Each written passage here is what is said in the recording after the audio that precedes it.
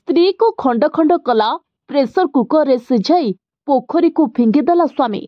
बर्बरतार सबु सीमा टपिगला स्वामी। क्षणिक क्रोध केते जे भयंकर होई पारे एही घटनारू आपण बारी पारुथिबे। हैदराबाद रे घटिछि एमिति लोमटांकुर हत्याकांड।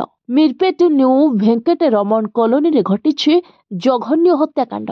अभियुक्त जनक हेउछंती अवसरप्राप्त सेना कर्मचारी गुरुमूर्ति। से निज पत्नी को हत्या करिबा परे शरीर को छोट छोट खंड करी प्रथमे प्रेसर कुकर रे सिझाई देइथिला। एहा परे बळका अंश को पाखरे थिबा एक पोखरी को फिंगी देइथिला। एहा परे जनवरी 16 रे निज मां को सह मिरपेट थाना रे पहुंची पत्नी भेंकटा माधवी निखोज होई जाइथिबा मामला रुजु करिथिला गुरुमूर्ति। पुलिस तदंत चलाइथिबा बेले एही घटनार पर्दाफाश होइथिला। खोज स्वामी गुरुमूर्ति पुलिस निकटरे निज दोष स्वीकार करिछि। तबे तदंतर जणा पड़िछि जे गुरुमूर्ति और माधवी दीर्घ 13 वर्ष पूर्वे विवाह करथिले। तांकर दुईटे संतान अछन, किंतु गत किछि मास धरी सेमानंकर वैवाहिक जीवन रे झड़ सृष्टि होतिला। घरे सेतेबेले कलह लागि रहुतिला, जेतेबेले दुहे मिसी एकाठी समय बिताउथिले। घरर अशांति पड़ोसींक कानरे भी पडुथिला। संपर्कंकठु आरंभ करी पड़ोसींक पर्यंत समस्ते तांको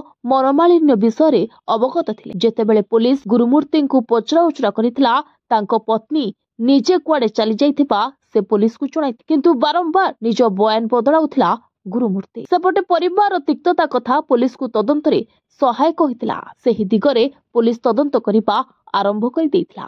पुलिस तदंत बेले सबु सत मानि जाइतिला राक्षस स्वामी से ही पत्नी माधवी को हत्या करिथिबा पुलिस निकटरे मानि जाइतिला। गत जनवरी 15 रे उभय पति पत्नी मध्य जोरदार पाटितुंड होइतिला। एही समय उत्क्षिप्त होई पत्नी को हत्या करिथिला गुरुमूर्ति। हेले एहा परे से जो अमानुषिक कांड घटाइथिला ताहा निश्चिंत रूपे विरल अपराध कहिले भूल हेब नाही। एहा परे से स्त्रीर शरीर को एक धारुआ अस्त्र पीस पीस करी काटी देइथिला। तथापि गुरुमूर्तिर राग थमी नथिला। पत्नीर स्मृति को सबुदिन पाई हटाई देबाकू से एक प्रेसर कुकर रे सिझाई देइथिला।